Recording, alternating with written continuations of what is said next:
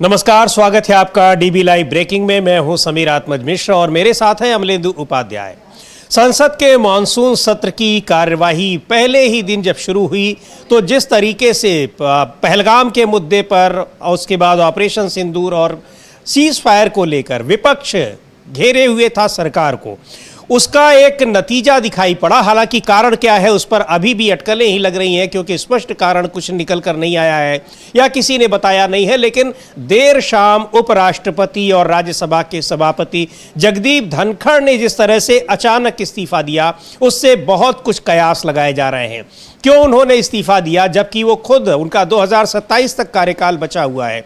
वो खुद अभी पिछले कुछ ही दिन पहले उन्होंने कार्यक्रम में कहा था कि उनको 2027 से पहले कोई इस पद से हटा नहीं सकता है। आखिर ऐसा क्या हुआ कि उनको इस्तीफा देना पड़ गया? दरअसल इसमें जो सबसे महत्वपूर्ण मुद्दा है वो मुद्दा ये बताया जा रहा है कि जिस तरीके से राज्यसभा की कार्यवाही के दौरान उनको एक तरह से अपमानित होना पड़ा और कार्यवाही के बाद भी जिस तरह से जस्टिस वर्मा के मामले पर राज्यसभा में जो उनके महाभियोग के खिलाफ जो नोटिस दिया गया उसको स्वीकार कर लेना, ये सारी चीजें ऐसी थी जिनकी वजह से उन पर सरकार की ओर से बड़ा दबाव रहा। ये दबाव उन्होंने स्वीकार नहीं किया या उनको ये अच्छा नहीं लगा, उन्होंने अचानक इस्तीफा दिया। हालांकि इसके पीछे क्या कारण हो सकते हैं, वास्तविक कारण तो अभी थोड़ा उसके लिए इंतजार ही करना पड़ेगा। लेकिन जिस तरीके से अचानक जगदीप धनखड़ का इस्तीफा हुआ है वो बहुत सारे सवाल खड़े करता है, और सवाल ये भी खड़े करता है कि क्या जगदीप धनखड़ के बाद अभी कुछ और इस्तीफे होंगे। इसको एक और भी एक जगह इसके सूत्र बिठाए जा रहे हैं, और वो सूत्र है जिस तरीके से आरएसएस के प्रमुख मोहन भागवत ने 75 साल की रिटायरमेंट की सीमा नेताओं के लिए तय पहले से कर रखी है आरएसएस ने, लेकिन उसकी याद दिलाई है। उस सीमा को लांघने वाले लोगों में जगदीप धनखड़ भी थे, लेकिन जगदीप धनखड़ को अगर उस वजह से इस्तीफा देना होता तो अचानक मानसून सत्र के पहले देने का कोई तुक नहीं था, कभी भी दे सकते थे।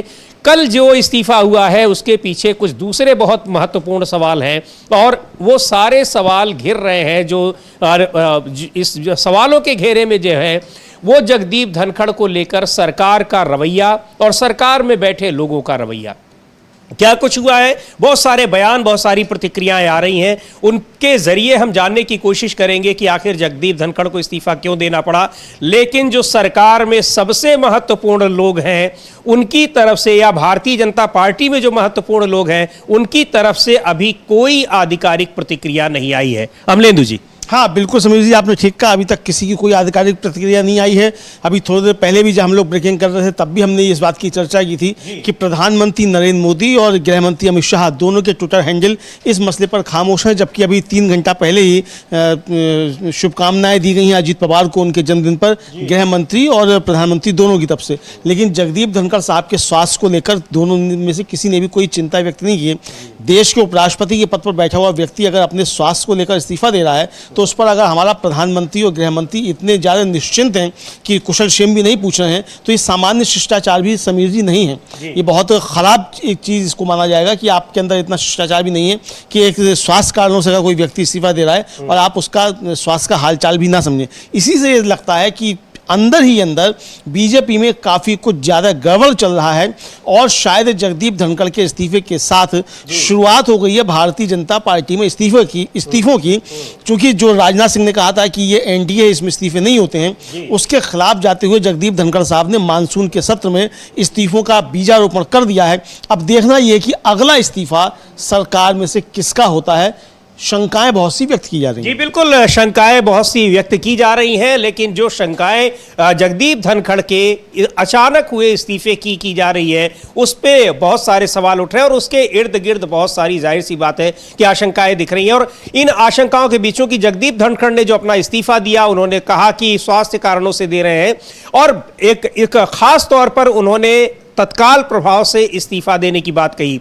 यानी सीधे तौर पर उन्होंने कहा कि इस इस्तीफे में इफ एंड बट वाली कोई स्थिति ही नहीं है, वो उसको इस्तीफा पद छोड़ने के लिए दे रहे हैं। यानी ये भी कहा जा रहा है, चूंकि कल देर शाम तक सोशल मीडिया पर ये बातें आती रही कि उनको प्रधानमंत्री बना लेंगे या उनको रोक लिया जाएगा, लेकिन अचानक अब ये सवाल उठ रहा है कि आखिर ऐसी कौन सी बात हुई जिससे व्यथित होकर जगदीप धनखड़ ने इस्तीफा दिया। खैर, अभी अब राज्यसभा में जो उपसभापति हैं हरिवंश, उन्होंने सूचना दी कि सभापति जगदीप धनखड़ ने इस्तीफा दे दिया है। अमलेंदु जी, एक चर्चाएं इसको लेकर भी काफी गर्म है, हालांकि जो बाद की खबरें आ रही हैं वो कहीं ज्यादा महत्वपूर्ण है जगदीप धनखड़ के इस्तीफे के पीछे, की जस्टिस वर्मा को लेकर जिस तरह से 50 सांसदों का उन्होंने स्वीकार कर लिया कि जो महाभियोग की कार्यवाही जो है वो शुरू होगी राज्यसभा में।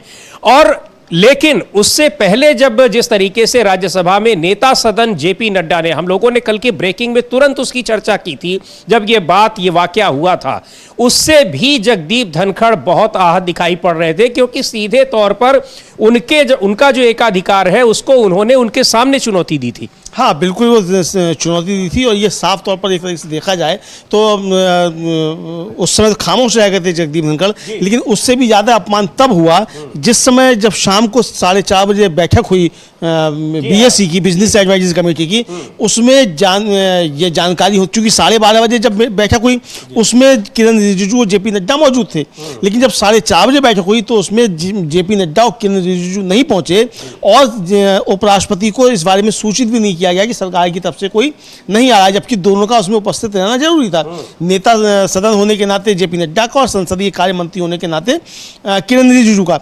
उसी समय जो था वो शंकाएं व्यक्त की जाने लगी कि कुछ ना कुछ चल रहा है। इसके बाद समीर जी, एक निजी समाचार चैनल ने जो खबर दी है वो ये दी है कि जिस समय बीएससी की बैठक के लिए बैठे हुए थे खड़गे साहब 4:30 बजे, ठीक उसी समय राजनाथ सिंह के चैम्बर में भाजपा सांसदों को बुलाकर सादे कागज पर उनके दस्तखत दिए जा रहे थे। अब ये हमारी खबर नहीं है, एक निजी समाचार चैनल ने जो है वो इसको प्रकाशित किया अपने वेबसाइट पे, तो ये उनकी सूचना है, तो वो हम बता रहे हैं। तो ये इसका मतलब कि कुछ ना कुछ बहुत सी चीज़ें अंदर अंदर चल रही थी जो इसकी तरफ इशारा करती हैं। हालांकि अभी इसी 10 जुलाई को जयपुर में जब थे धनखड़ साहब, तो उन्होंने साफ तौर पर कहा था कि मैं 2027 में रिटायर होऊंगा और मैं किसी के दबाव में ना काम करता हूं ना कराता हूं, ये उनके सेंटेंस थे। तो अब अचानक से ऐसा क्या हुआ, इसको लेकर तमाम सवाल उठ रहे हैं, ये देखने वाली। बिल्कुल तमाम सवाल उठ रहे हैं, और एक बार सुनते हैं आरजेडी सांसद हैं, राज्यसभा के सदस्य हैं मनोज झा, काफी मुखर रहते हैं राज्यसभा में, जगदीप धनखड़ के इस्तीफे के सवाल पर वो क्या कह रहे हैं, और खास तौर पर प्रधानमंत्री नरेंद्र मोदी की खामोशी के सवाल पर कि उनके इस्तीफे पर अब तक कोई प्रतिक्रिया नहीं आई। और जैसा अमलेंदु जी ने कहा कि इस्तीफे पर कोई प्रतिक्रिया न देते, लेकिन इस्तीफे के जिन कारणों का उल्लेख किया है, इस्तीफे की जो वजह है यानी स्वास्थ्य कारणों का उल्लेख किया है, कम से कम स्वास्थ्य के बारे में तो उनका हालचाल लिया जा सकता था। सुनते हैं मनोज झा को क्या कह रहे हैं। मैं क्या कहूं, स्वास्थ्य कारणों से उन्होंने दिया है। मुझे इस सरकार की कुछ चीजें जो बेहद परेशान करती हैं, और मैं अकेला नहीं हूं। ओपेसिटी इनका हॉलमार्क हो गया है, गैर पारदर्शिता। कोई निर्णय क्यों होता है, क्यों कोई व्यक्ति बीच अपने कार्यकाल में इस्तीफा दे देते हैं, ये पूरी सरकार पर प्रश्न है। और मुझे पता नहीं अभी तक माननीय प्रधानमंत्री जी ने इस पर कोई अपनी प्रतिक्रिया दी है कि नहीं, ये भी चिंता का विषय है। तो ये चिंता का विषय है कि प्रधानमंत्री ने अभी तक कोई प्रतिक्रिया नहीं दी है, और लगातार ये सवाल उठ रहे हैं। बहुत हैरानी की बात है कि अचानक ऐसी कौन सी परिस्थितियां आई। स्वास्थ्य कारणों की बातें तो सिरे से खारिज हो जाती हैं, क्योंकि जगदीप धनखड़ ने राज्यसभा के सभापति के तौर पर कल की सदन की कार्यवाही का संचालन किया। उसके बाद दिन भर अपने ऑफिस में वो व्यस्त रहे, जो रोजमर्रा के काम होते हैं। जैसा कि कई नेताओं ने कहा है कि उनकी देर शाम तक उनसे बात हुई है, उनके साथ रहे हैं। अचानक इस इस्तीफे की क्या वजह है, और इस इस्तीफे के तार जोड़े जा रहे हैं कि जस्टिस वर्मा को लेकर सरकार चाहती थी कि वो लोकसभा में उनके खिलाफ इंपीचमेंट की कार्यवाही शुरू हो, लेकिन जगदीप धनखड़ उसमें एक कदम आगे निकले। और ये भी बहुत बड़ा कारण बताया जा रहा है। वो कारण इसलिए भी महत्वपूर्ण हो जाता है क्योंकि जेपी नड्डा जिस तरीके से सदन में बोल रहे थे उसमें उनकी नाराजगी, उनका गुस्सा दिखाई पड़ रहा था। और चूंकि जगदीप धनखड़ ने पहलगाम को लेकर एक बोलने का मौका दिया राज्यसभा में नेता विपक्ष को, प्रतिपक्ष को, मल्लिकार्जुन खड़गे को, उन्होंने पहलगाम को लेकर जो बहुत सारे सवाल थे जिनसे लगातार सरकार चर्चा से भाग रही है, उन्होंने उन सब का वहां पर जिक्र किया। और उसके बाद जब जेपी नड्डा बोलने के लिए खड़े हुए तो उन्होंने बहुत सारी बातें कही और यहां तक कह गए कि मैं जो बोलूंगा वही रिकॉर्ड होगा। यह बहुत आहत करने वाली बात थी। और उसके बाद फिर शाम को उनके साथ जिस तरीके से, अगर जो खबरें आ रही हैं कि जस्टिस वर्मा के इंपीचमेंट को लेकर जिस तरीके से उनके साथ सरकार में बैठे लोगों ने व्यवहार किया, उससे उन्होंने इस्तीफा तत्काल प्रभाव से दे दिया है। इस्तीफे की भाषा बता रही है कि यह इस्तीफा आसानी से नहीं दिया गया है, यह किसी बहुत गहरी पीड़ा में दिया गया है। और चूंकि अभी कुछ ही दिन पहले, 10 दिन पहले ही सीधे तौर पर कह चुके थे जगदीप धनखड़ कि 2027 तक उनका कार्यकाल है, वो इस्तीफा नहीं देने वाले हैं, कोई उनको हटा नहीं सकता है। स्वाभाविक है, उनको तभी हटाया जा सकता था जब उनको या तो वहां पर सदन उनको हटाए या तो फिर उनको वो खुद इस्तीफा दे। दूसरा, उनके हटने का कोई कारण नहीं था। इस्तीफे की बात उन्होंने इसलिए कही थी जिस तरीके से मोहन भागवत का जो बयान आया था, लेकिन अब अचानक इस्तीफा दे देना ये बहुत बड़े सवाल खड़े करता है। और सरकार की तरफ से कोई प्रतिक्रिया ना आना इन सवालों को, इन आशंकाओं को और भी ज्यादा गहरा कर देता है। बिल्कुल समीर जी, ये काफ़ी ज़्यादा आशंकाएं जो हैं वो इसको बलवती हो रही हैं और पर्दे के पीछे कोई बड़ा खेल चल रहा है, इसकी तरफ साफ तौर पे इशारा करती हैं। और इसको लेकर काफ़ी सवाल उठ रहे हैं कि आखिर भारतीय जनता पार्टी की तरफ से किसी ने भी कोई प्रतिक्रिया आधिकारिक तौर पर क्यों नहीं आई है। और अगर उपराष्ट्रपति ने स्वास्थ्य कारणों से अपना इस्तीफा दिया तो उन स्वास्थ्य कारणों की पड़ताल क्यों नहीं की जा रही है कि आखिर एकदम से स्वास्थ्य उनका इतना ख़राब कैसे हो गया। चूँकि अगर 4:30 बजे तक वो ठीक थे और अखिलेश प्रसाद सिंह जो राज्यसभा के सांसद हैं कांग्रेस के, वो कह रहे हैं कि 5:30 बजे वो उनसे मिलकर लौटे हैं, तब तक ठीक थे उपराष्ट्रपति। जयराम रमेश ने कहा 7:30 बजे उनकी बात हुई है, टेलीफोन पर बात हुई है 7:30 बजे। तो ये इसका मतलब जो है। अच्छा, दूसरी बात, जो बैठक हुई उसमें पूरा विपक्ष मौजूद था धनखड़ के साथ में, लेकिन सत्ता पक्ष की तरफ से कोई नहीं था। तो ये बहुत सारे सवाल जिस तरह से उठ रहे हैं, तो इसके पीछे कहीं ना कहीं कुछ पीछे चल रहा है। अब ये जो बातें चल रही है, जैसा कि संजय राउत को हम लोग सुनेंगे, संजय राउत का कहना ये है कि ये सितंबर में कुछ बड़ा होने वाला है, उसकी पूर्व पीठ का है और इसके पीछे कोई बड़ा खेल है। अब ये भी चल रहा है कि चूंकि 74 साल के हो चुके थे जगदीप धनखड़ साहब और 11 सितंबर को हो जाएंगे 75 साल के मोहन भागवत साहब। मोहन भागवत साहब अभी जो थे थोड़े दिन पहले ही 10 या 9 जुलाई को कह चुके हैं 75 पे हो जाइए तो आपको खुद किनारे हो जाना चाहिए। तो क्या ये प्रधानमंत्री नरेंद्र मोदी के ऊपर दबाव बनाने की एक पूर्व पीठिका है? आरएसएस की तरफ से ये है, चूंकि वो आरएसएस के एकलव्य बन चुके थे धनखड़ साहब, तो आरएसएस ने जो था उनके एकलव्य का अंगूठा भी काटा और निशाना जो है वो सीधे सीधे लगवा दिया प्रधानमंत्री नरेंद्र मोदी पर। तो इसके पीछे क्या ये है? बहुत से कारण हो सकते हैं, लेकिन जब तक कि धनखड़ साहब खुद नहीं कुछ बोलते हैं या उनके साथ जो लोग रहे वो मतलब एकदम बिल्कुल दावे के साथ नहीं आते हैं, तब तक सब ये कयास हैं। लेकिन ये कयास जो लग रहे हैं ये सरकार की सेहत के लिए अच्छे नहीं हैं। जी बिल्कुल, कयास जो लग रहे हैं वो सरकार की सेहत के लिए अच्छे नहीं है और बहुत सारे कयास लग रहे हैं, बहुत सारी आशंकाएं हैं और ये कहा जा रहा है कि इस्तीफा अचानक ही हुआ है, लेकिन उसकी पृष्ठभूमि तैयार की जा रही थी और सरकार की ओर से ही तैयार की जा रही थी। कांग्रेस के सांसद हैं सुखदेव भगत, बहुत सारे सवाल उन्होंने उठाए भी हैं और बहुत सारी बातें वो कह भी रहे हैं जिन वजहों से जगदीप धनखड़ को इस्तीफा देना पड़ा है। सुन लेते हैं सुखदेव भगत को क्या कह रहे हैं। रहा है और एक बुजुर्ग व्यक्ति, सबसे पहले तो मैंने उन्होंने हेल्थ ग्राउंड पे इस्तीफा लिखा है, तो उनके अच्छे स्वास्थ्य के लिए और दीर्घायु हो ईश्वर से मंगल कामना हम करते हैं। और अप्रत्याशित होने के बावजूद ये परिणाम इस्तीफा का, लेकिन इसकी पटकथा या भूमिका के लिए पहले लिखी जाती है। राजनीति में हर चीज़ें सामान्य नजर आती है लेकिन सामान्य रहती नहीं है, उस शतरंज की एक चाल होती है। तो कुछ इस तरह हम कह सकते हैं। और दो बातें मैं जरूर कहना चाहूँगा कल के घटनाक्रम के बारे में। अगर हेल्थ ग्राउंड होता तो मैं समझता हूँ कि सत्य के पहले भी वो कर सकते थे। कल अचानक उन्होंने दिया, अचानक ये शब्द मायने रखता, अचानक इसलिए मैंने कहा अप्रत्याशित रहा है। दो बातें कल, एक मैं घटना बताना चाहूँगा। ऐसे भी भारतीय जनता पार्टी अपनी राजनीतिक संस्कार भूल गई है, राजनीतिक मर्यादा भूल गई है। कल एक केंद्रीय मंत्री जेपी नड्डा जी ने जिस प्रकार उन्हें प्रताड़ित किया, मानसिक रूप से प्रताड़ित किया कि मैं जो बोलूँगा वो रिकॉर्ड में जाएगा, कि आप आसन को डिक्टेट करेंगे, उपराष्ट्रपति सभापति महोदय को अपडेट करेंगे। तो कल एक बात ये हुई। दूसरी बात, विजिलेंस एडवाइजरी कमेटी की कल मीटिंग थी।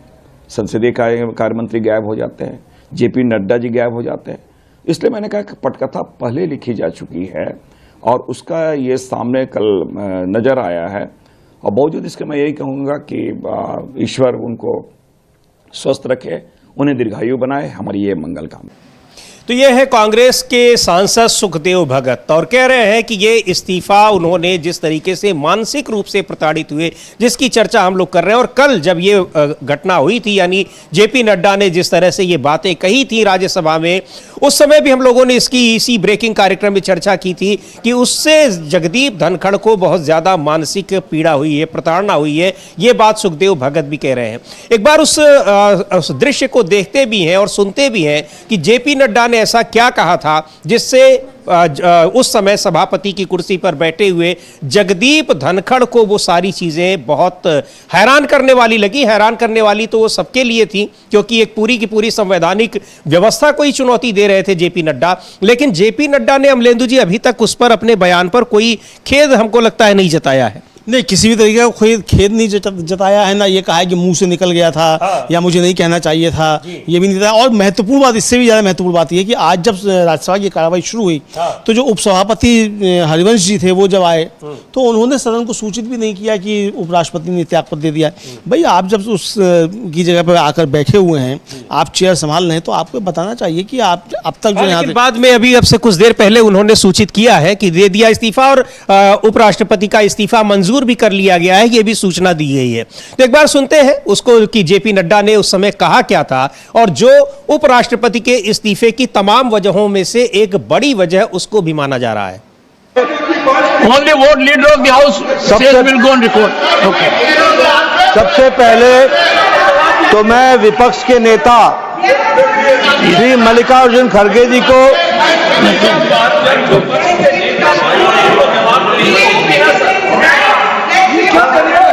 सबसे पहले तो मैं मल्लिकार्जुन खड़गे जी को आज के दिन उनके जन्म दिवस पर उनको बहुत बहुत बधाई देता हूं।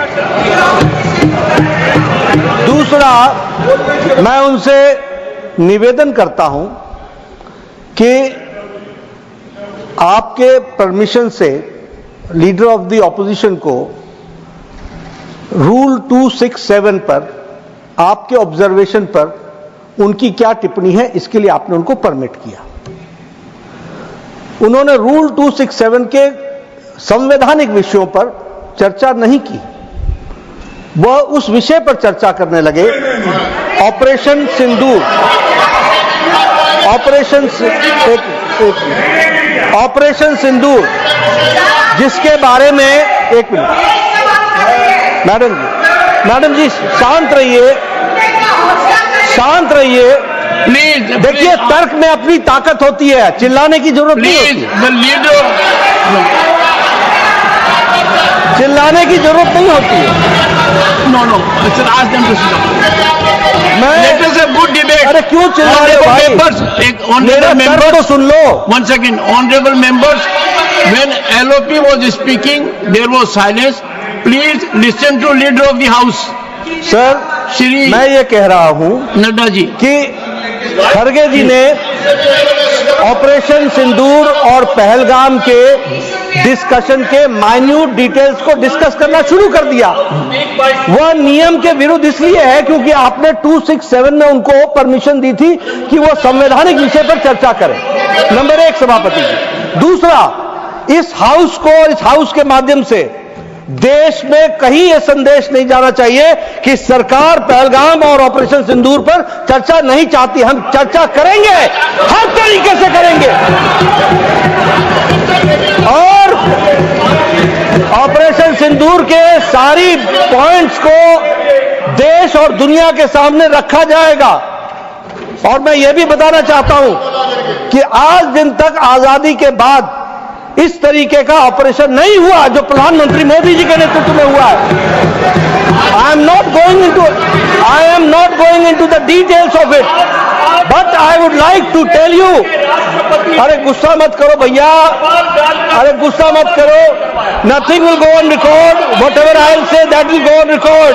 You should know. तो मैं ये बता रहा हूं कि सभापति जी श्रमिक भट्टाचार्य ने on our own under rule 167 operation Sindoor के बारे में चर्चा रखी है बिजनेस एडवाइजरी कमेटी में. आप समय तय करेंगे. भारत सरकार मोदी जी के नेतृत्व में. तो ये है जेपी नड्डा का वो बयान, और जिसको लेकर किस तरीके से आहत हुए. स्वाभाविक है आहत होना. पूरी की पूरी संवैधानिक व्यवस्था को दरकिनार करके कह रहे हैं जेपी नड्डा कि यहां मैं जो बोलूंगा सिर्फ वो रिकॉर्ड होगा. ये बात सभापति को कहनी चाहिए या लोकसभा में ये बात कहनी चाहिए स्पीकर को. दूसरा कोई कह ही नहीं सकता है. खैर, अब से थोड़ी देर पहले गृह मंत्रालय की ओर से बताया गया कि, और उसकी सूचना भी दी जो उपसभापति हरिवंश ने राज्यसभा में, कि उपराष्ट्रपति का इस्तीफा राष्ट्रपति ने मंजूर कर लिया है. और उम्मीद है अमलेंदु जी कि अब प्रधानमंत्री और गृह मंत्री के भी ट्वीट आएंगे. लेकिन जैसा अभी थोड़ी देर पहले आपने बताया था कि 11 बजे जब सदन की कार्यवाही शुरू हुई तो हरिवंश साहब ने, हाँ अब आ भी गया, हाँ नरेंद्र मोदी जी का आ गया है, और तब आया है जब तक कि इस्तीफा स्वीकार नहीं हो गया. 11 बजे जब हरिवंश जी आए थे उन्होंने सदन को सूचित नहीं किया, और जब सूचित किया तभी सूचित किया जब इस्तीफा मंजूर हो गया. तो ये महत्वपूर्ण बात है. इसका मतलब समझिए रात भर कुछ ना कुछ चला है सत्ता के गलियारों में, और शायद जगदीप धनखड़ साहब को मनाने की कोशिशें की गई होंगी सत्ता पक्ष की तरफ से, लेकिन जब वो नहीं माने हैं तब फिर इस्तीफा स्वीकार हो गया है, और तभी सूचना दी गई हो, तभी प्रधानमंत्री का ट्वीट आया है जब इस्तीफा स्वीकार हो गया. इसका मतलब बहुत कुछ चल रहा है. अब समझिए जी इसके साथ साथ सवाल उठ रहे हैं कि अगला इस्तीफा किसका, जो हम लोग कह रहे थे. तो क्या इनका जो लिखा है प्रधानमंत्री नरेंद्र मोदी ने वो बता भी दिया जाए, चूंकि अभी जो ऐसा बता रहे हैं कि जब ये स्वीकार हो गया आधिकारिक रूप से कि राष्ट्रपति ने इस्तीफा स्वीकार कर लिया, यानी रात भर डैमेज कंट्रोल की कोशिश की गई. और चूंकि प्रधानमंत्री को कल से फिर एक और दूसरी विदेश यात्रा पर जाना है, तो ये सारी चीजें उसको सल्टा कर ही जाना चाहते थे. लिख रहे हैं प्रधानमंत्री कि श्री जगदीप धनखड़ जी को भारत के उपराष्ट्रपति सहित कई भूमिकाओं में देश की सेवा करने का अवसर मिला. मैं उनके उत्तम स्वास्थ्य की कामना करता हूं. तो स्वास्थ्य की बात कहकर अचानक उन्होंने लगभग 15-16 घंटे पहले इस्तीफा दे दिया था. अब उनके स्वास्थ्य की कामना करने का ट्वीट आ रहा है. बहुत सारे सवाल उठ रहे हैं, और इन सवालों के घेरे में सबसे ज्यादा जो महत्वपूर्ण मुद्दा है वो ये भी है कि पहलगाम मामले पर चर्चा कराने की अनुमति देना चाहते थे जगदीप धनखड़. हाँ बिल्कुल ये चाहते थे, और ये कहा था कि मैं पूरा समय दूंगा जितना इसको होना. और खासतौर से जब मल्लिकार्जुन खड़गे कल बोले हैं तो लगभग 3 मिनट से ज्यादा मल्लिकार्जुन खड़गे ने अपनी पूरी बात रखी है. डोनाल्ड ट्रंप की भी बात रखी है. वही नाराजगी तो दिख रही थी जेपी नड्डा की. हाँ वही जेपी नड्डा की नाराजगी दिख रही थी, और उसी पर उन्होंने कहा था कि नथिंग गो ऑन रिकॉर्ड. तो यहीं से कुछ ना कुछ मामला तैयार हुआ है. लेकिन समीर जी, जब चर्चाएं जो चल रही है वो चर्चाएं और बढ़ रही हैं. एक तो राजस्थान से आते थे जगदीप धनखड़ साहब, और राजस्थान से ही आते हैं ओम बिरला साहब. तो दोनों सदनों के एक तरीके से कहा जाए जो चेयरपर्सन थे वो दोनों राजस्थान से आते थे. अब जगदीप धनखड़ का इस्तीफा होने के बाद ये चर्चाएं चल रही हैं कि दबाव में बहुत ज्यादा थे. अशोक गहलोत जो राजस्थान के पूर्व मुख्यमंत्री हैं, उन्होंने ही जगदीप धनखड़ साहब को लेकर पहले टिप्पणी की थी कि वो दबाव में काम करते हैं, जिसका जवाब जयपुर में ही जगदीप धनखड़ ने 10 जुलाई को दिया था कि मैं ना किसी दबाव में काम करता हूं और ना कराता हूं. और ये भी कहा था कि मैं तय समय पर कभी करूंगा, ये भी कहा था उन्होंने. और ये भी घोषणा कर दी थी कि 2027 में तय समय पर ही रिटायर होऊंगा. तो इसके बाद अगर एकदम से दे देते हैं इस्तीफा, तो उसको अब अशोक गहलोत ने ही सवाल उठाए हैं, और ये साफ तौर पर कहा है कि जगदीप धनखड़ और ओम बिरला दोनों दबाव में काम कर रहे थे. तो अब अगला इस्तीफा क्या ओम बिरला का होगा, ये हम नहीं कह रहे, अशोक गहलोत कह रहे हैं. सुना देते हैं अशोक गहलोत ने कहा क्या है, और बहुत महत्वपूर्ण एक ये बयान है. और इस तरह के आशंकाएं, इस तरह के कयास अब लग रहे हैं कि जगदीप धनखड़ के बाद अब किसका इस्तीफा होगा. और इस्तीफे नहीं हुआ करते थे. बिल्कुल आधिकारिक रूप से रक्षा मंत्री राजनाथ सिंह ये कह चुके हैं कि एनडीए सरकार में इस्तीफे नहीं होते हैं, और वास्तव में नहीं होते हैं. चाहे यहाँ ट्रेन दुर्घटना हो जाए, हवाई दुर्घटना हो जाए, चाहे कोई दुर्घटना हो जाए, कभी किसी की कोई जिम्मेदारी नहीं होती है. लेकिन जगदीप धनखड़ को अचानक इस्तीफे का फैसला क्यों करना पड़ा, बहुत हैरानी की बात है. और बहुत सारे सवाल उठ रहे हैं, बहुत सारी आशंकाएं जताई जा रही हैं. एक बार सुनते हैं संजय राउत क्या कह रहे हैं, शिवसेना के नेता. अशोक गहलोत को भी सुनेंगे, लेकिन पहले सुनते हैं संजय राउत क्या कह रहे हैं, और कैसे वो सितंबर महीने का जिक्र किस संदर्भ में कर रहे हैं, वो भी जानना बड़ा महत्वपूर्ण है. तो सुन लेते हैं संजय राउत को क्या कहना है उनका? उन्होंने कल रिजाइन कर दिया, अनएक्सपेक्टेड रेजिग्नेशन था और कुछ जगह ऐसी रिपोर्ट्स आ रही हैं कि बीजेपी के सांसदों से साइन कराया गया। देखिए, मुझे इस बारे में मैं अभी कोई बात नहीं कर सकता हूं, लेकिन पर्दे के पीछे कुछ हो रहा है, बड़ी राजनीति हो रही है दिल्ली में। राष्ट्रीय राजनीति में पर्दे के पीछे कुछ ऐसी बातें हो रही है, जल्दी सामने आ जाएगी। उपराष्ट्रपति जी का जो इस्तीफा है वो कोई साधारण घटना नहीं है, मैं मानता हूं। जो कारण दिया है उनकी हेल्थ का, मैं मानने को तैयार नहीं। वो बहुत ही स्वस्थ आदमी है, खुशमिजाज आदमी है, वैसे मैदान छोड़ने वाले आदमी तो नहीं है। हमारे उनसे मतभेद हो सकते हैं, लेकिन मैं उनको जो देखता हूं वो सहजता से मैदान छोड़ने वाली व्यक्ति नहीं है, वो लड़ने वाले आदमी है। जयराम रमेश ने कहा कि उनसे शब्द जो बात नहीं हुई थी उसमें कोई चर्चा नहीं की कि उनका हेल्थ नहीं, उनकी हेल्थ ठीक है, एकदम स्वस्थ है। कल दिन भर में उनको देख रहा था, ऑब्जर्व कर रहा था, परफेक्ट थे।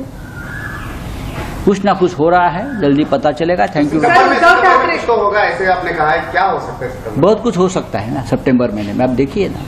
ठाकरे सर के साथ उनके बहुत अच्छे रिलेशंस है। अंडर द ग्राउंड कुछ हुआ है क्या, कुछ कन्वेंस हुआ है, ये भी कहा जा रहा है। अपोजिशन लीडर्स को मिले, इसलिए बीजेपी को कहीं ना कहीं प्रॉब्लम होगी। बीजेपी की तो प्रॉब्लम होती ही है अपोजिशन से। बीजेपी तो अपोजिशन को रखना ही नहीं चाहती देश में, मिलने के बाद छोड़ दीजिए। चलिए, 17 सितंबर को कुछ होगा। सितंबर में क्या होगा? जरूर सितंबर में कुछ होगा। ये बार बार सितंबर का जिक्र कर रहे हैं संजय राउत कि सितंबर में बहुत कुछ होगा, उसकी पृष्ठभूमि तैयार हो गई है। क्या होगा अमलेंदु जी सितंबर में? सितंबर में किसकी आशंका इनको दिखाई पड़ रही है? सितंबर में प्रधानमंत्री नरेंद्र मोदी 75 वर्ष के हो रहे हैं जी। 74 वर्ष के जगदीप धनखड़ मानसून में इस्तीफा दे रहे हैं। मानसून में ही मोहन भागवत जो है कह रहे हैं कि 75 वर्ष के हो जाओ तो खुद किनारे हो जाना चाहिए, कोई दूसरा किनारे करे। तो क्या ये संकेत है प्रधानमंत्री नरेंद्र मोदी को कि आपको हटाया है, उससे पहले आप खुद हट जाइए जी?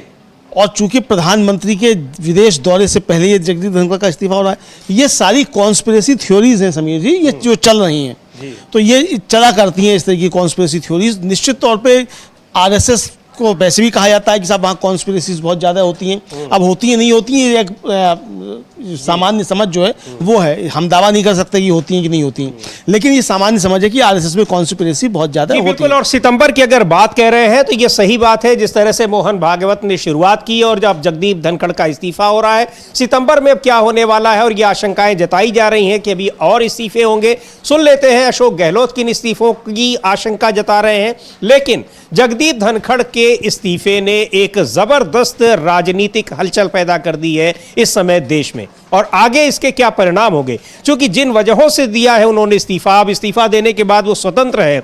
अगर उनकी तरफ से ही वो बातें आई तो सत्यपाल मलिक जिस तरह से जम्मू कश्मीर का गवर्नर रहते हुए उन्होंने जिन बातों का खुलासा किया है, अब उस तरह की बातें जगदीप धनखड़ की तरफ से भी आएंगी, निश्चित तौर पर आएंगी, क्योंकि जिस पीड़ा में उन्होंने इस्तीफा दिया है उससे वो खामोश रहे, इसकी संभावना बड़ी कम दिखाई पड़ रही है। खैर, सुनते हैं अशोक गहलोत को, राजस्थान के पूर्व मुख्यमंत्री, क्या कह रहे हैं और अब उनको क्या लग रहा है कि इसके बाद किसका इस्तीफा हो सकता है। पूरे देश के लिए चौंकाने वाला है, और जो स्वास्थ्य कारणों का हौला दिया, उसमें पूरे देश के अंदर जो चर्चाएं चल रही है, उसमें सबका कहना है कि कोई स्वास्थ्य का कारण नहीं हो सकता, और कोई कारण होगा जो मतलब अभी बाहर नहीं आया है, ऐसा लगता है। क्योंकि उपराष्ट्रपति का पहली बार हिस्ट्री के अंदर इस्तीफा हुआ है। हिस्ट्री में पहली बार कोई उपराष्ट्रपति इस्तीफा दिया। कई बार prime minister, president of India, इनके हार्ट का ऑपरेशन भी होता है तब भी इस्तीफे नहीं होते हैं, बाईपास होते तब भी इस्तीफे नहीं होते हैं। तो ये तो स्वास्थ्य के कारण तो देखो समझ नहीं आ रहा। और राजस्थान वालों को बहुत धक्का लगा, क्योंकि राजस्थान के वो रहने वाले भी हैं, किसानों के लिए वो हमेशा आवाज पार्लियामेंट के अंदर भी और पार्लियामेंट के बाहर भी उठाते रहे हैं। और अचानक ही उपराष्ट्रपति पद पे हमारा राजस्थान को सपूत बैठा हो, वो इस्तीफा दे दे, तो स्वाभाविक है कि आम लोगों को भी एक धक्का लगा है। अब क्यों दिया ये समझ के परे। हालांकि मैंने अभी 10 दिन पहले ही कहा था जोधपुर के अंदर, मैंने कहा कि उपराष्ट्रपति जो चेयरमैन है राज्यसभा के, और लोकसभा के चेयरमैन है ओम बिरला जी। दोनों दबाव में काम कर रहे हैं, दबाव में काम कर रहे हैं। और उसके बाद में धनखड़ साहब जयपुर में आए तो उन्होंने कहा नहीं, मैं कोई दबाव में काम नहीं कर रहा हूं। ये उन्होंने कहा था। कहना और बात है और हकीकत होना अलग बात है। तो ये जो कल की घटना जिस रूप में हुई है वो वास्तव में चौंकाने वाली है, संशय पैदा करती है कि कोई वास्तव में कोई बहुत बड़ा मूव तो नहीं है देश के अंदर, आरएसएस का, बीजेपी का। कोई ये मामूली घटना नहीं मानता मेरे को। कोई ऐसा मूव तो नहीं है देश के लिए जो आरएसएस बीजेपी छिपा रही हो, क्योंकि अचानक लोगों को आश्चर्य हो रहा है। जनरल रमेश जी ने कहा कि इसमें वापस पुनर्विचार करना चाहिए या प्रधानमंत्री जी को इनको वापस मनाना चाहिए इस्तीफा वापस लेने में। मैं भी चाहूंगा कि अगर ऐसा संभावना हो तो प्रधानमंत्री जी आ गया है। और क्योंकि ये घटना देश विदेश के अंदर, एक तो प्रधानमंत्री जा रहे हैं विदेशी दौरे पे और उनका उपराष्ट्रपति देश के अंदर इस्तीफा ले रहा है, तो मैं चाहूंगा कि प्रधानमंत्री भी प्रयास करें वापस, ये संभव है क्या इस्तीफा वापस हो जाए उनका। तो स्वास्थ्य कारणों से अमलेंदु जी किसी को भी ये इस पर भरोसा करना मुश्किल हो रहा है, क्योंकि जो बहुत सारे जो मेंबर्स थे वो तो उनके साथ ही सारे दिन रहे हैं और हाउस में वो अध्यक्षता भी कर रहे थे, उसके बाद लोगों की बातचीत भी हुई है। स्वास्थ्य कारणों को तो खैर सिरे से खारिज कर दिया जा सकता है और इस्तीफे की जो उसकी टेक्स्ट है वो भी देखने पर, उसकी लैंग्वेज देखकर भी लगता है कि इसका स्वास्थ्य से कारण नहीं हो सकता है। लेकिन कौन से कारण है, बहुत सारी आशंकाएं जता रहे हैं अशोक गहलोत, और इसी तरह की आशंकाएं जताई जा रही हैं कि अचानक जगदीप धनखड़ ने इस्तीफा क्यों दिया है। इस पर यह भी चर्चा करेंगे इस्तीफे की। वो कह रहे हैं कि उस पर पुनर्विचार भी करें, उसकी संभावना तो अब खत्म हो गई है क्योंकि इस्तीफा स्वीकार कर लिया गया है अब जगदीप धनखड़ का। लेकिन कांग्रेस के सांसद और कांग्रेस के नेता उनके इस्तीफे की को पुनर्विचार करने की बात क्यों रहे हैं, इस पर भी हम बात करेंगे। लेकिन अभी सुनते हैं गौरव गोगोई को, जो इसी तरह की आशंका वो भी जता रहे हैं कि स्वास्थ्य कारणों से ये बिल्कुल नहीं है, इसके पीछे और भी बहुत से कारण हैं जिस वजह से इस्तीफा दिया है जगदीप धनखड़ ने। गौरव गोगोई सुनते हैं। उपराष्ट्रपति का इस्तीफा अचानक है और दुर्भाग्यपूर्ण है, क्योंकि वो जिस प्रकार से कल मीटिंग्स में प्रेसाइड कर रहे थे और आज भी उनका एक मीटिंग राज्यसभा में बिजनेस एडवाइजरी कमेटी का था और सुनने में आया है कि क्षेत्र में भी उनके प्रोग्राम थे। तो हमारे तरफ से तो हम उनकी अच्छे स्वास्थ्य की कामना तो करते हैं, लेकिन कहीं ना कहीं ऐसा प्रमाण होता है कि केंद्र सरकार और उपराष्ट्रपति के बीच में जो उनका रिश्ता है दोनों के बीच में, वो पहले जैसा नहीं रहा। क्योंकि कल के बीएसी मीटिंग में केंद्रीय मंत्री भी नहीं थे, अब तक प्रधानमंत्री मोदी जी की तरफ से कोई बयान भी नहीं। केंद्र सरकार हमको ये नहीं बता पा रही कि किस प्रकार से देश आगे बढ़ेगा अगले उपराष्ट्रपति के संदर्भ में। तो कहीं ना कहीं जो एक संतुलन होना चाहिए था, जो एक तैयारी होनी चाहिए थी, वो नहीं है। और ये साफ दर्शाता है कि कहीं ना कहीं जो रिश्ता केंद्र सरकार और उपराष्ट्रपति के बीच में जो पहले जैसा था अब वैसा नहीं है।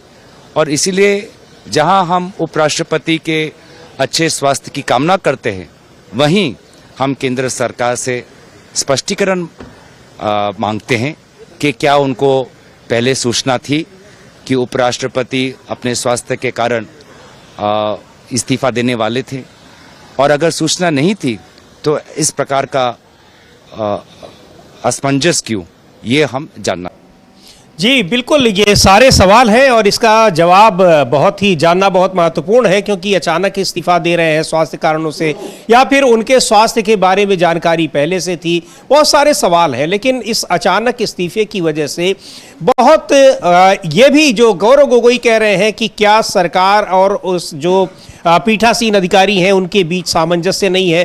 सामंजस्य न होने का सीधा मतलब देखा जा सकता है कि क्या दबाव में काम नहीं कर रहे थे अब राज्यसभा के सभापति के तौर पर जगदीप धनखड़, क्योंकि जेपी नड्डा जिस तरीके से बिल्कुल बौखलाए हुए कल दिखाई पड़ रहे थे, नाराज दिखाई पड़ रहे थे, उससे भी ये दिख रहा था कि जगदीप धनखड़ ने मल्लिकार्जुन खड़गे को बोलने के लिए मौका क्यों दे दिया, समय क्यों दे दिया। और यह भी कहा जा रहा है कि जगदीप धनखड़ पहलगाम मुद्दे पर व्यापक चर्चा की अनुमति देने को तैयार थे, उसकी वकालत कर रहे थे, जिस पर चर्चा को सरकार तैयार हो नहीं रही है। ये सारी बहुत सारी बातें हैं, जो भी वजह हो, लेकिन सवाल बहुत उठ रहे हैं। और एक बात और अमलेंदु जी, कि ये कांग्रेस के कुछ नेता जगदीप धनखड़ से पुनर्विचार की बात क्यों कर रहे थे। अब तो खैर पुनर्विचार की संभावना समाप्त हो गई है, लेकिन उसको लेकर भी बहुत से सवाल हैं कि क्या कांग्रेस में तमाम लोग अभी भी जगदीप धनखड़ से हमदर्दी रखते हैं, क्योंकि बतौर पीठासीन अधिकारी उनके कार्यकाल को कतई अच्छा नहीं कहा जा सकता है। संवैधानिक परंपराओं के दुरुपयोग के, उल्लंघन के बहुत सारे आरोप लगे और यहां तक कि उनको महाभियोग का सामना करना पड़ा उसके लिए। लेकिन अब वही विपक्षी नेता, खासतौर पर कांग्रेस ही नहीं और भी कुछ नेताओं ने कहा है, तो ये क्या चीजें दिखा रही हैं अचानक से उनके प्रति हमदर्दी? क्या इसलिए कि वो अचानक विपक्ष के नेताओं को महत्व देने लगे थे, या फिर कोई और कारण है? देखिए समीर जी, एक तो बहुत सारी बातें चल रही हैं और ये भी कहा जा रहा है कि चूंकि कांग्रेस के अंदर बीजेपी और आरएसएस के बहुत से पैडलर्स हैं, तो वो सब भी काम करते रहते हैं। और ये तो लगातार चर्चा होती रहती है कि कांग्रेस का जो खासतौर से सोशल मीडिया विभाग है, उसमें तो बहुत ज़्यादा आरएसएस से जुड़े हुए लोग घुसे हुए हैं, तो ये तो बार बार चर्चाएँ होती रहती हैं। अब दिक्कत ये समीर जी कि अगर कांग्रेस का ट्विटर हैंडल या कांग्रेस के सोशल मीडिया हैंडल्स जो हैं, वो अगर इन नेताओं के व्यक्तिगत उसका जरिया बन जाएं, उनके व्यक्तिगत विचारों का, तो कांग्रेस को एक पार्टी के तौर पे ख़त्म कर देना चाहिए, तिलांजलि दे देनी चाहिए फिर, क्योंकि ये उनके व्यक्तिगत विचार हैं जो कांग्रेस के ट्विटर हैंडल पर या कांग्रेस के सोशल मीडिया हैंडल्स पर आ रहे हैं। उनके व्यक्तिगत विचार हो सकते हैं, वो अपने व्यक्तिगत विचार व्यक्त करें, बिल्कुल है, और ये डिस्क्लेमर के साथ कहें कि हमारे व्यक्तिगत विचार हैं। आप अगर जगदीप धनखड़ को अच्छा कह रहे हैं तो ये आपके व्यक्तिगत विचार हैं, इसको साथ में जोड़िए।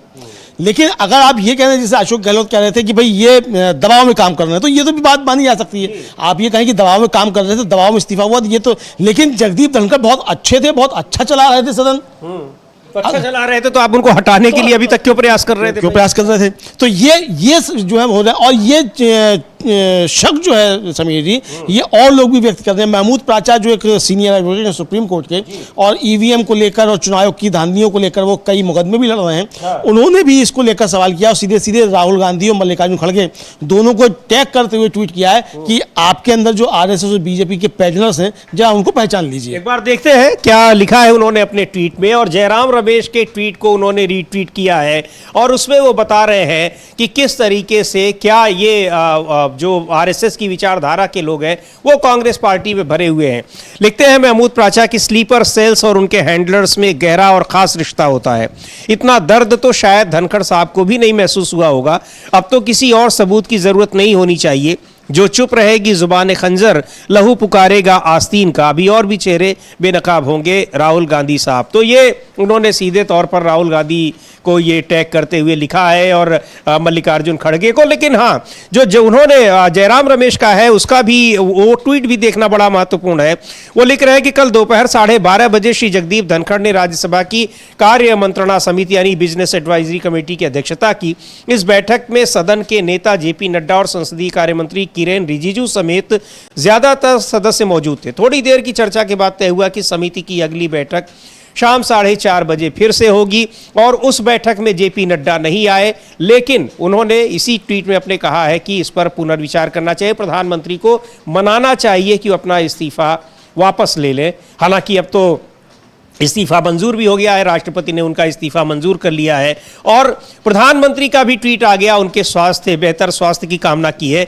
उसी ट्वीट में जयराम रमेश ये लिख रहे हैं कि धनखड़ जी ने हमेशा 2014 के बाद के भारत की तारीफ की, लेकिन साथ ही किसानों के हितों के लिए खुलकर आवाज उठाई। उन्होंने सार्वजनिक जीवन में बढ़ते अहंकार की आलोचना की और न्यायपालिका की जवाबदेही व संयम की जरूरत पर जोर दिया। मौजूदा G2 सरकार के दौर में भी उन्होंने जहां तक संभव हो सका विपक्ष को जगह देने की कोशिश की। अमलेंदु जी, पूरा कार्यकाल उनका यही आरोप सुनते सुनते बीता, जितना बीता हुआ है 3 साल का। और खुद जयराम रमेश ने आरोप लगाए, खुद जयराम रमेश ने कि ऐसा हमने सभापति आज तक नहीं देखा, और वो इस तरह की ये बातें लिख रहे हैं। बड़ी हैरानी की बात। हाँ, तो इसीलिए हैरानी की बात, ये तो जगदीप धनखड़ के इस्तीफे से भी ज्यादा हैरान करने वाला ट्वीट है। ये और ज्यादा हैरान करने वाला ट्वीट है। और जाहिर सी बात है कि इतना चौंकने की आवश्यकता है। बीजेपी में ऐसी चीजें होती हैं, आरएसएस में ऐसी चीजें होती हैं, और जो आरएसएस को नहीं समझता वो वही जो अनभिज्ञ रह सकता है, वरना इस तरीके की चौंकाने वाली चीजें होती हैं। और मोदी जी के शासन में तो और ज्यादा होती हैं। यह है तो इसमें चौंकने वाली कोई चीज नहीं थी। हाँ, लेकिन अगर आप ये कह रहे हैं कि साहब अंदर कुछ चल रहा था बीजेपी में, अभी कुछ चल रहा है, आगे कुछ होगा, तो उस बात में तो ठीक है। लेकिन आप ये बताएं कि साहब वो किसानों के भी बड़े हितैषी थे, किसानों के हितैषी थे। सब किसानों के जब आंदोलन कर रहे थे किसान, तब जगदीप धनखड़ साहब कहाँ थे? साल भर तक जब कीलें गाली थी तब कहाँ थे धनखड़ साहब? तो बहुत सारे सवाल उठ सकते हैं। लेकिन आप बता रहे हैं कि वो किसानों के भी बड़े हितैषी थे और सब कुछ बात बता रहे हैं, तो ये इसको लेकर निश्चित तौर पे जो सवाल उठ रहे हैं, और महमूद पाचा का जो सवाल है वो जायज़ सी बात है कि उस पर निश्चित तौर पे है। और ये तो हम लोग देखते रहते हैं, सभी जी चर्चाएं लगातार आती रहती हैं कि फला आदमी था सोशल मीडिया में कांग्रेस से काम कर रहा था, अब वो बीजेपी में चला गया। बीजेपी के आधे से ज़्यादा प्रवक्ता जो हैं वो पहले कांग्रेस के प्रवक्ता हुआ करते थे, सब वहाँ बैठे हुए। जी हाँ। तो ये अब बहुत सारी चीज़ें हैं जो एक विश्लेषण के तौर पे कही जा सकती हैं, क्योंकि हम लोग तो स्वतंत्र है कहने के लिए, पत्रकार हैं तो बहुत सी बातें कह सकती हैं। लेकिन ये चीज़ें अगर दुरुस्त करनी है तो कांग्रेस को दुरुस्त करनी है। ये हमारी तरफ से कोई उनको सलाह किसी भी तरीके की नहीं है, ना हम कुछ सलाह देने वाले होते हैं, है ना। हम तो एक विश्लेषण कर रहे हैं अपने वाक्य, तो हम विश्लेषण कर रहे हैं कि कहाँ का क्या चल रहा है। जिस तरीके से निर्मम आलोचना हम बीजेपी की करते हैं, उसी तरीके से निर्मम आलोचना हम ये इस मामले में कांग्रेस की भी कर रहे हैं। बिल्कुल। खैर, अब पुनर्विचार की बात कही थी उन्होंने, लेकिन अब पुनर्विचार का स्कोप खत्म हो गया, क्योंकि उनका इस्तीफा मंजूर कर लिया गया है। उपराष्ट्रपति का इस्तीफा राष्ट्रपति ने मंजूर कर लिया है। अब वो अपने पद से मुक्त हो गए हैं। और प्रधानमंत्री नरेंद्र मोदी का भी ट्वीट आ गया है और उन्होंने उनके बेहतर स्वास्थ्य की कामना की है। छोटा सा ट्वीट है जिसमें उन्होंने, अब से थोड़ी देर पहले आया, हमने आपको दिखाया भी, कि उनके बेहतर स्वास्थ्य की कामना की। लेकिन इसमें महत्वपूर्ण है, कांग्रेस के नेता और राज्यसभा में नेता प्रतिपक्ष कांग्रेस पार्टी के राष्ट्रीय अध्यक्ष मल्लिकार्जुन खड़गे की टिप्पणी। सुना जाए उनको भी कि क्या कह रहे हैं जगदीप धनखड़ के इस्तीफे पर। देखिए, कारण उन्हीं को मालूम, उससे कुछ हमारा लेना देना नहीं। सरकार जाने और उन्हों जाने, तो इसमें हमारा कोई कहने का मकसद ही नहीं है, क्योंकि ये उनकी इच्छा है और गवर्नमेंट की इच्छा है कि उनको स्वीकार करना नहीं करना, वो सब उनकी बात है, हमारा कोई इससे वास्ता नहीं है। तो जगदीप धनखड़ के इस्तीफे पर मल्लिकार्जुन खड़गे बोल रहे थे, और जगदीप धनखड़ का इस्तीफा अब स्वीकार कर लिया गया है। थोड़ी देर पहले इसकी सूचना आ गई है, राज्यसभा में भी इसकी सूचना उपसभापति हरिवंश ने दे दी है कि उपराष्ट्रपति ने जगदीप धनखड़ का इस्तीफा स्वीकार कर लिया। लेकिन अब से थोड़ी देर पहले, आज जब राज्यसभा शुरू हुई 11 बजे, तब ये सूचना नहीं दी गई। इसका मतलब पूरी कोशिशें चल रही थी कि इसको कैसे, इस डैमेज कंट्रोल को सही किया जाए। खैर, इधर बीच इस जो दूसरा मुद्दा है, यहाँ पहलगाम के मुद्दे पर यह सारा कुछ हो रहा था। पहलगाम के मुद्दे पर चर्चा को लेकर विपक्ष अभी भी ये दबाव बना रहा है, मांग कर रहा है कि उस पर बहुत सारी बातें आनी चाहिए और प्रधानमंत्री ही उस पर जवाब दें। लेकिन बिहार में SIR का जो मुद्दा इस समय गरमाया हुआ है, उसको लेकर आज संसद परिसर में भी जबरदस्त प्रदर्शन हुआ। सभी विपक्षी सांसदों में, ऐसा नहीं था कि केवल बिहार के सांसद उसमें हो, सभी विपक्षी सांसदों ने जोरदार प्रदर्शन किया। विपक्ष के सभी पार्टियों के, इंडिया गठबंधन के तमाम सांसद उसमें मौजूद थे। देखेंगे किस तरीके से SIR और चुनाव आयोग के खिलाफ किस तरीके से वहां पर प्रदर्शन हुआ है। और इसको लेकर, इस पर चर्चा के लिए नियम 267 के तहत राज्यसभा में चर्चा के लिए आम आदमी पार्टी के नेता संजय सिंह ने एक नोटिस भी दिया है। और सुनते हैं संजय सिंह को, उन्होंने क्या कहा है कि इस पर चर्चा कराए जाने की उन्होंने मांग की है।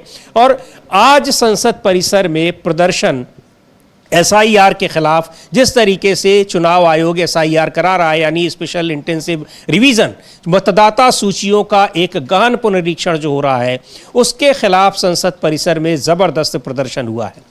तो इसमें हालांकि उस पर जो सुप्रीम कोर्ट में भी ये सुनवाई चल रही है, 28 जुलाई को होनी है।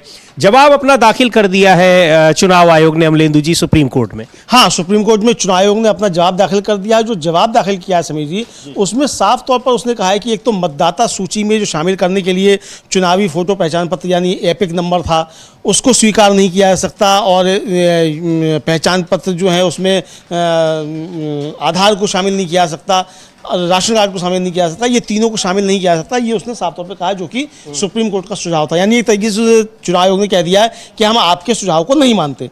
दूसरा, जो सुप्रीम कोर्ट ने सवाल उठाया था कि आपको नागरिकता जांचने का अधिकार नहीं है, चुनाव आयोग ने हलफनामे दाखिल कर कहा कि हमको नागरिकता जांचने का अधिकार है। अब ये एक संवैधानिक चीज हो जाएगी, ये मामला संविधान पीठ को चला जाएगा। मुझे ऐसा लगता है जब 28 जुलाई को इस पर बहस होगी, तो हो सकता है कि 28 जुलाई को सुप्रीम कोर्ट पहले ये आदेश पारित करे कि इस एसआईआर की प्रक्रिया को रोका जाता है, क्योंकि आप कह रहे हैं कि आपको अधिकार है और संविधान पीठ तय करेगी कि आपको अधिकार है कि नहीं अधिकार है। तो ये मामला एक फंस सकता है।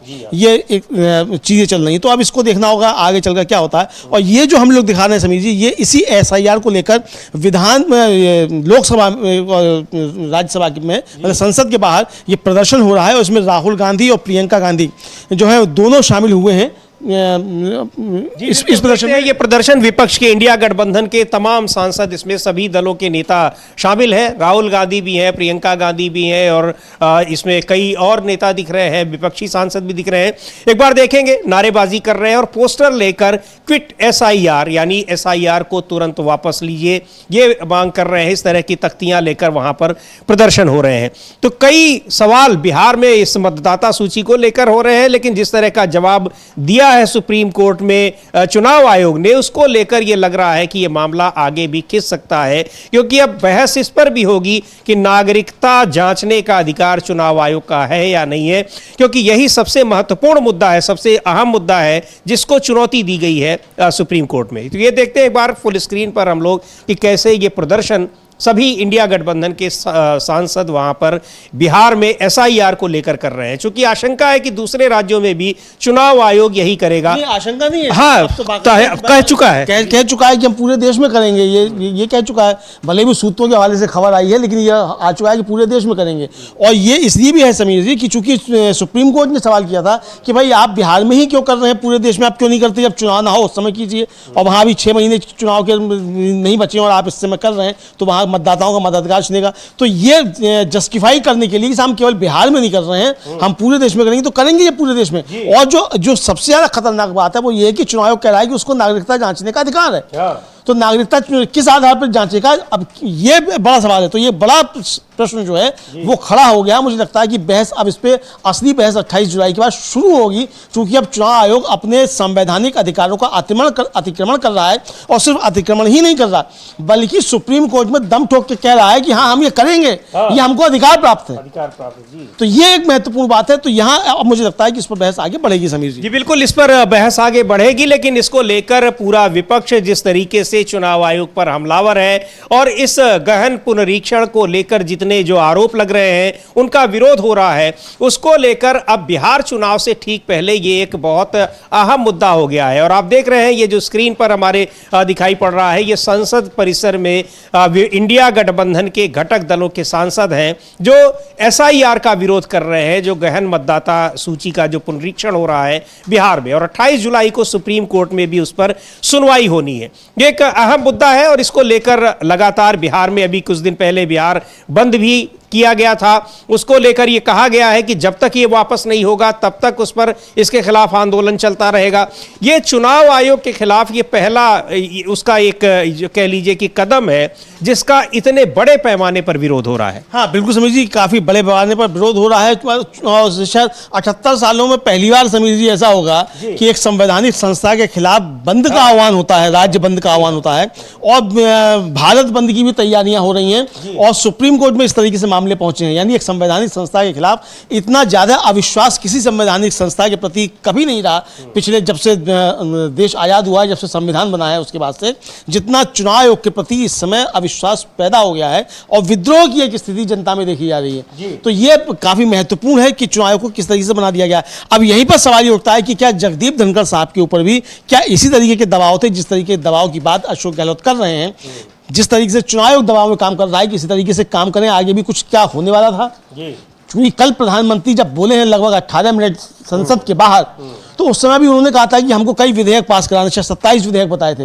वो आखिर कौन से 27 विधेयक हैं? चूंकि अभी तक जो सूचना आ रही थी 17 की आ रही थी कि 17 विधेयक पास कराने, तो वो 10 विधेयक कौन से हैं जो गुप्त विधेयक हैं, जो प्रधानमंत्री को मालूम है और देश को नहीं मालूम है? संसद की बिजनेस संसद की जो बिजनेस एडवाइजरी कमेटी उसी को नहीं मालूम, उसको नहीं मालूम है, लेकिन प्रधानमंत्री को मालूम है, घोषणा भी करने के हमें पास कराने हैं। तो वो 10 विधेयक कौन से हैं जो पास कराए जाने थे? तो क्या जगदीप धनखड़ की इसी पर कोई असहमति थी?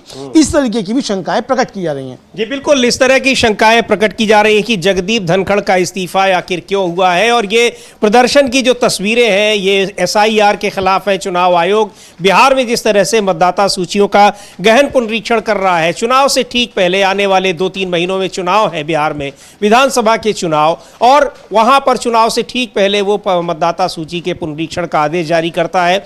और अब उसने दावा किया है कि लगभग पूरा उसने कर भी लिया है।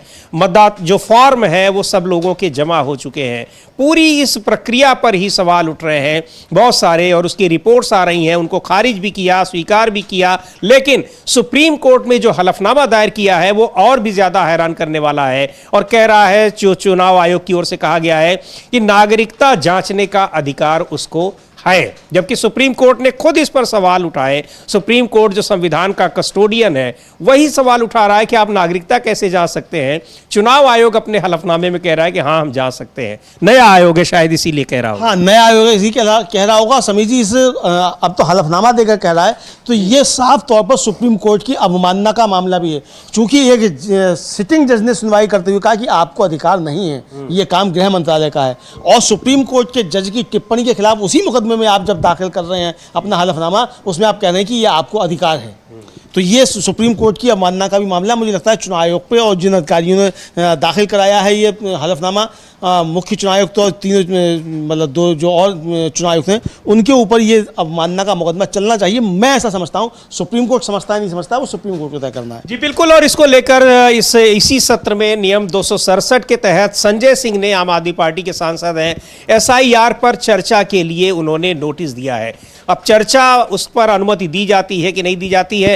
एक महत्वपूर्ण विषय पर चर्चा को लेकर तो इतना बड़ा विवाद हो गया कि सभापति को ही इस्तीफा दे देना पड़ा। अब इसको अनुमति दी जाती है कि नहीं, अब इसमें किसका इस्तीफा होगा। लेकिन ये आशंकाएं जताई जा रही हैं कि जगदीप धनखड़ का इस्तीफों की शुरुआत है, और इस इस्तीफे के बाद और भी कई इस्तीफे होंगे, ऐसी आशंकाएं जताई जा रही हैं। और अशोक गहलोत का जैसा कहना था वो तो सीधे अब उनको लग रहा है कि लोकसभा अध्यक्ष ही इस्तीफा देंगे। लेकिन लोकसभा अध्यक्ष के इस्तीफे की संभावना फिलहाल नहीं दिख रही है। हालांकि दिख तो जगदीप धनखड़ के इस्तीफे की भी नहीं रही थी। हाँ, इस्तीफे की नहीं दिख रही, दिख तो मोदी जी की भी नहीं रही है। अब भले ही कह रहे हो सितंबर, संजय राउत कह रहे हैं सितंबर में बहुत कुछ होने वाला है। तो अब जुलाई से लेकर सितंबर तक क्या क्या होगा अब ये देखा जाएगा क्या क्या होगा। लेकिन फिलहाल एक तरीके से कहा जाए कि जगदीप धनखड़ साहब ने एक मतलब सोसरी तो छोड़ दी है, जैसे हम लोगों के देसी भाषा में सोसरी कहा जाता है, वो सोसरी तो छोड़ दी है। तो अब इसका बीजेपी पर क्या असर होगा ये देखना होगा। लेकिन SIR को लेकर समीर जी, बिहार में भी आज प्रदर्शन हो रहा है विधानसभा के बाहर, वो भी हम लोग देखेंगे विजुअल किस तरीके से वहाँ प्रदर्शन हो रहा है। संसद में भी, तो यानी पटना से लेकर दिल्ली तक बवाल जो है वो SIR पर भारी है। और जिस तरीके से धनखड़ साहब ने इस्तीफा दिया, उससे सवाल उठ रहे हैं कि अगली अब किसकी बारी है। जी बिल्कुल, अगली बारी किसकी है, इस इस्तीफे के बाद अब किसका इस्तीफा होगा। और अभी तक भले ही कयास लग रहे हैं कि जगदीप धनखड़ ने अचानक इस्तीफा क्यों दे दिया, लेकिन अब जबकि उनका इस्तीफा मंजूर हो गया है तो निश्चित तौर पर अब कुछ बयान, कुछ वजहें जगदीप धनखड़ की तरफ से भी स्पष्ट होंगी कि आखिर उनको इस्तीफा देने पर मजबूर क्यों होना पड़ा।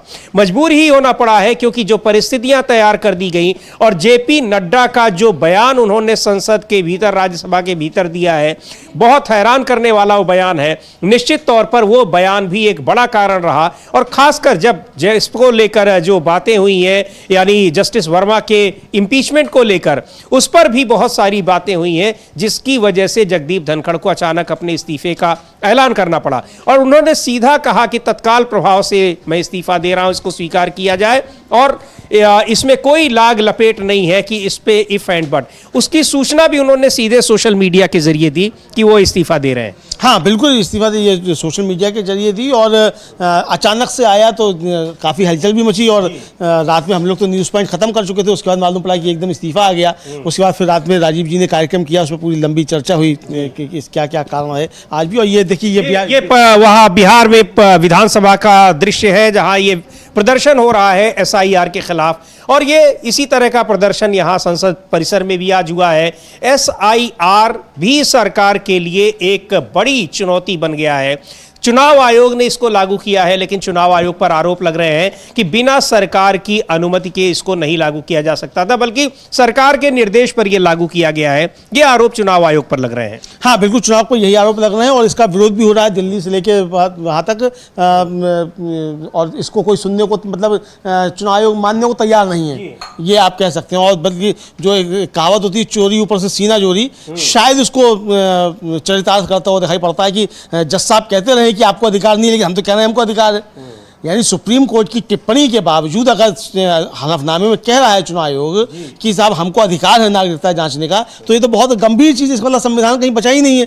इसीलिए प्रधानमंत्री जो थे कल संविधान की शायद बात कर रहे थे, मुझे लगता है, और कल ये हलफनामा दाखिल किया गया है, तो संविधान पे खतरे हैं, ये अब समझा जा सकता है। जी बिल्कुल, संविधान खतरे में है, क्या है, और सबसे बड़ी बात यह है कि जिस तरीके से जगदीप धनखड़ के इस्तीफे को लेकर आशंकाएं जताई जा रही हैं कि उन्होंने अचानक इस्तीफा क्यों दे दिया। एक बार मनोज झा को सुनते हैं, RJD सांसद हैं, और बहुत ही महत्वपूर्ण बात उन्होंने कही है। कोई भी सांसद और कोई भी नेता, खासतौर से जो राज्यसभा के सदस्य हैं, चूंकि उन लोगों का इंटरेक्शन हुआ उनसे, और वो इस बात को नहीं स्वीकार कर पा रहे हैं कि कोई स्वास्थ्य की वजह रही होगी जिसकी वजह से जगदीप धनखड़ को इस्तीफा देना पड़ा। सुनते हैं मनोज झा को क्या कह रहे हैं। मैं क्या कहूं, स्वास्थ्य कारणों से उन्होंने दिया है। मुझे इस सरकार की कुछ चीजें जो बेहद परेशान करती हैं, और मैं अकेला नहीं हूं। ओपेसिटी इनका हॉलमार्क हो गया है, गैर पारदर्शिता। कोई निर्णय क्यों होता है, क्यों कोई व्यक्ति बीच अपने कार्यकाल में इस्तीफा दे देते हैं, ये पूरी सरकार पर प्रश्न है। और मुझे पता नहीं अभी तक माननीय प्रधानमंत्री जी ने इस पर कोई अपनी प्रतिक्रिया दी ही है कि नहीं, ये भी चिंता का विषय है। तो इसको लेकर ये बात हो रही है, और अब तो खैर प्रतिक्रिया भी आ गई है। प्रधानमंत्री नरेंद्र मोदी की प्रतिक्रिया आ गई है अब से थोड़ी देर पहले, वो हम लोगों ने आपको दिखाया भी, और इस्तीफा स्वीकार कर लिया गया। स्वीकार करने के बाद ही प्रतिक्रिया आई है, और ये कहा जा रहा है कि ये कोशिश अब तक होती रही कि जगदीप धनखड़ अपने इस्तीफे का फैसला वापस ले लें, लेकिन जगदीप धनखड़ के इस्तीफे की भाषा बता रही थी कि ये इस्तीफा वापस लिया जाने वाला नहीं। हाँ, जो भाषा थी उसकी वो साफ तौर पर बता रही थी कि वो वापस लिए जाने वाला नहीं है, और बहुत सोच समझकर इस्तीफा लिखा गया है, ये भी उसकी भाषा से साफ तौर पर दिखाई पड़ता है। प्रधानमंत्री नरेंद्र मोदी का तो आ गया है शोक संदेश, कहा जाए इस्तीफे पर, स्वास्थ्य की अच्छी कामना कर दी है, लेकिन गृह मंत्री का ट्विटर हैंडल में देख रहा हूँ वो खामोश है, और 4 घंटे पहले उन्होंने अजीत पवार जी को जन्मदिन की हार्दिक शुभकामनाएं दी हैं। लेकिन उपराष्ट्रपति जो रहे अब तक तो निवर्तमान हो गए जगदीप धनखड़ साहब, उनके स्वास्थ्य को लेकर हमारे गृह मंत्री को अभी चिंताएं नहीं हुई हैं, ये अभी तक तो दिख रहा है। अब हो सकता है हम लोग की चर्चा के बाद उनकी भी चिंताएं बढ़ जाएं। कोशिश करें कि अगर आप देख सकें, अमलेंदु जी चेक कर सके कि क्या JP नड्डा साहब का कोई बयान आया है, भारतीय जनता पार्टी के राष्ट्रीय अध्यक्ष है, और एक बार हम उनके उस बयान को फिर से दिखाना चाहेंगे जो उन्होंने राज्यसभा में दिया, और जिसको जगदीप धनखड़ के इस्तीफे के पीछे की एक बहुत बड़ी वजह माना जा रहा है। समीर जी देखिए, उनका JP नड्डा साहब का भी ट्विटर हैंडल खामोश है, और उनको 21 जुलाई का एक जो ट्वीट उन्होंने पिन किया हुआ है, प्रधानमंत्री नरेंद्र मोदी ने जो संसद के बाहर संबोधन किया उसको, और उससे पहले 19 जुलाई का है। ट्विटर पे उनका कुछ नहीं है, कुछ मीडिया चैनल्स जो है जरूर उनका बता रहे हैं कि साहब वो बता रहे हैं कि वो उस बैठक में उपस्थित नहीं थे शाम 4:30 बजे वाली, ये है। तो हमारे पास इसकी कोई सूचना नहीं है कि JP नड्डा साहब ने कोई विज्ञप्ति जारी की है कि नहीं की है, उनकी कोई बाइट भी अभी तक हमको देखने को नहीं मिली, होती तो हम बहुत जरूर सुनवाते। और ये इतना वायरल जो उनका बयान हुआ उसको लेकर उन्होंने कोई खेद भी नहीं जताया है अब तक, और जताया होता तो उसकी सार्वजनिक सूचना उन्होंने दी होती। एक बार वो बयान हम सुनाएंगे आपको, क्या कहा और जो जगदीप धनखड़ के इस्तीफे की एक बड़ी वजह बन गया। सबसे पहले Only what leader of the house सबसे संवैधानिक विषयों पर चर्चा नहीं की, वह उस विषय पर चर्चा करने लगे, ऑपरेशन सिंदूर, ऑपरेशन सिंदूर, जिसके बारे में एक मिनट मैडम जी शांत रहिए प्लीज। देखिए, तर्क में अपनी ताकत होती है, चिल्लाने की जरूरत नहीं होती, चिल्लाने की जरूरत नहीं होती है। No good debate. अरे क्यों चिल्ला रहे हो भाई? मेरा तर्क तो सुन लो। One second, honorable members, when LOP was speaking, there was silence. Please listen to leader of the house. Sir, Shri मैं ये कह रहा हूं नड्डा जी कि खड़गे जी ने ऑपरेशन सिंदूर और पहलगाम के डिस्कशन के माइन्यूट डिटेल्स को डिस्कस करना शुरू कर दिया। वह नियम के विरुद्ध इसलिए है क्योंकि आपने 267 में उनको परमिशन दी थी कि वह संवैधानिक विषय पर चर्चा करें। नंबर 1 सभापति जी। दूसरा, इस हाउस के माध्यम से देश में कहीं यह संदेश नहीं जाना चाहिए कि सरकार पहलगाम और ऑपरेशन सिंदूर पर चर्चा नहीं चाहती। हम चर्चा करेंगे, हर तरीके से करेंगे, और ऑपरेशन सिंदूर के सारी पॉइंट्स को देश और दुनिया के सामने रखा जाएगा। और मैं यह भी बताना चाहता हूं कि आज दिन तक आजादी के बाद इस तरीके का ऑपरेशन नहीं हुआ जो प्रधानमंत्री मोदी जी के नेतृत्व में हुआ है। I am not going into the details of it, but I would like to tell you. अरे गुस्सा मत करो भैया, अरे गुस्सा मत करो। Nothing will go on record, whatever I will say that will go on record, you should know. तो मैं ये बता रहा हूं कि सभापति जी श्रमिक भट्टाचार्य ने on our own under rule तो nothing will go on record, जो मैं कह रहा हूं सिर्फ वही रिकॉर्ड पर जाएगा, उसके अलावा कुछ नहीं जाएगा। बिल्कुल ये भाषा ये कहना चाहिए जगदीप धनखड़ को, लेकिन ये बात जेपी नड्डा कह रहे हैं और ये भी कह रहे हैं कि यू शुड नो, ये आपको जानना चाहिए। सीधे बता रहे हैं कि ये पूरी की पूरी व्यवस्था जो है सदा आसन पर भले बैठे हुए जगदीप धनखड़ चला हम रहे हैं। हाँ बिल्कुल, ये साफ संकेत दे दिया था और शायद इसी के बाद तैयार हो गया इस्तीफा की प्रक्रिया जो है वो धनखड़ साहब की। और कुछ ना कुछ हुआ है, कुछ ज्यादा कुछ हुआ है। अब वो क्या हुआ है ये तो मोदी जी जाने, धनखड़ साहब जाने, हम बीच में कौन होते हैं कुछ कहने वाले। लेकिन चर्चाएं बहुत सी चल रही हैं। चर्चाएं ये चल रही हैं कि धनखड़ साहब से इस्तीफों की शुरुआत हुई है। सितंबर तक आते आते बहुत कुछ हमको भारतीय जनता पार्टी की अंदरूनी राजनीति में देखने को मिल सकता है, जिस तरीके की शंकाएं व्यक्त की जा रही हैं सत्ता पक्ष से तो नहीं, विपक्ष के लोगों की तरफ से सभी। जी बिल्कुल, बहुत सारी आशंकाएं जताई जा रही है, लेकिन जगदीप धनखड़ के इस्तीफे से यह साफ हो गया कि देश की राजनीति में इस समय एक बड़ी हलचल की शुरुआत हो गई है। क्या होता है आगे, इन सब पर रहेगी नजरें और आपको हम अपडेट करते रहते हैं। बने रहिए डीबी लाइव के साथ। इस कार्यक्रम को अब यहीं समाप्त करते हैं। मुझे और अमलेंदु उपाध्याय को दीजिए अनुमति। नमस्कार।